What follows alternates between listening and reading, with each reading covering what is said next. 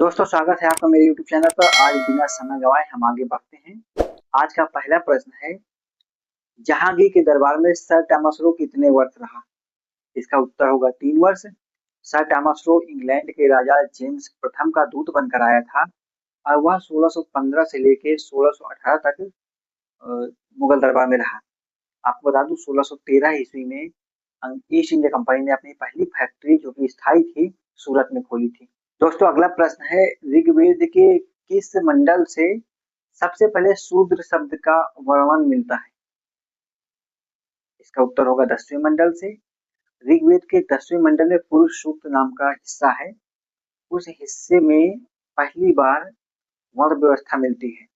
इसमें बताया गया है कि आदि पुरुष या ब्रह्मा के मुख से ब्राह्मण, भुजाओं से क्षत्रिय, जंघा से वैश्य और पैर से शूद्र का जन्म हुआ।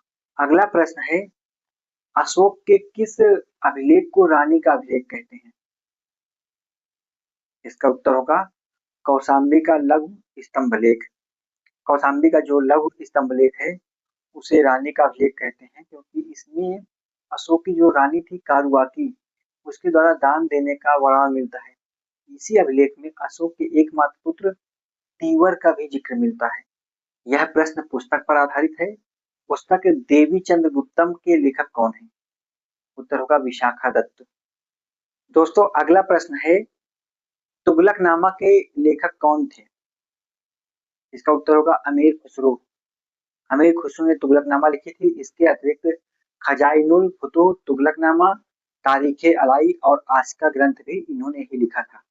ये प्रसिद्ध शेख निजामुद्दीन औलिया के शिष्य थे और फारसी के बहुत बड़े विद्वान थे। बलबन के पुत्रों को इनका संरक्षण प्राप्त था। सॉरी, ये बलबन के पुत्रों के दरबार में थे। दोस्तों, अगला प्रश्न है, बौद्ध धर्म की चौथी संगीति कहाँ आयोजित हुई थी? उत्तर हो जाएगा कश्मीर का कुंडलवन। इस समय कुशाण शासक कनिष्क का राज्य था और इस संगीत की अध्यक्षता वसुमित्र ने की थी, जबकि जो उपाध्यक्ष थे वो अश्वघोष थे। और इसी बौद्ध संगीत में बौद्ध धर्म यीन यान और महायान नामक दो संप्रदायों में स्पष्ट रूप से बट गया और इसी संगीत में विभाषा शास्त्र नाम की ग्रंथ लिखा गया था। दोस्तों, प्रश्न है, दिल्ली सल्तनत का कौन सा सुल्तान गुलरुखी नाम से कविताएं लिखता था? और इसका उत्तर हो जाएगा सिकंदर लोधी। सिकंदर लोधी बहलोल लोधी का उत्तराधिकारी था और यह गुलरुखी नाम से कविताएं लिखता था। इसने 1504 में आगरा की स्थापना की थी और आगरा 1526 से 1658 तक मुगल सल्तनत का राजधानी रहा। दोस्तों, यह प्रश्न यूपीएसआई में पूछा गया है और प्रश्न है, गुप्त वंश के शासक कुमार गुप्त की माता का नाम क्या था? इसका उत्तर हो जाएगा ध्रुव देवी। कुमार गुप्त चंद्रगुप्त द्वितीय की ध्रुव देवी जो पत्नी थी उसका बड़ा पुत्र था। इसका एक भाई और था, लेकिन वो राजा नहीं बना था। कुमार गुप्त ने 40 वर्षों तक शासन किया और इसका शासन 415 से 455 तक था। दोस्तों, प्रश्न है, तृतीय आंग्ल मैसूर युद्ध कब हुआ था? इसका उत्तर हो जाएगा 1790 से 1792। यह अंग्रेजों और टीपू सुल्तान के बीच लड़ा गया था, जिसमें टीपू सुल्तान की पराजय हुई थी और मार्च 1792 में टीपू सुल्तान ने श्रीरंगपट्टनम की संधि अंग्रेजों के साथ की। इस संधि के अनुसार टीपू सुल्तान को 3 करोड़ रुपए युद्ध हर्जाना के रूप में देना पड़ा और मालाबार, डिंडीगुल, कुर्ग जैसे राजस्व वाले क्षेत्र अंग्रेजों को मिल गए थे तथा कुछ क्षेत्र मराठों और कुछ क्षेत्र निजाम को भी मिले थे। इस संधि से टीपू सुल्तान बहुत कमजोर हो गया था।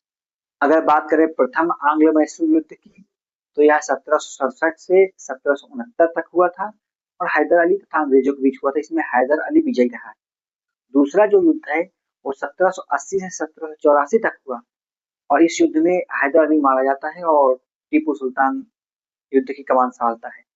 तीसरा युद्ध मैं आपको बता चुका हूँ, 1790 से 1792 के बीच हुआ।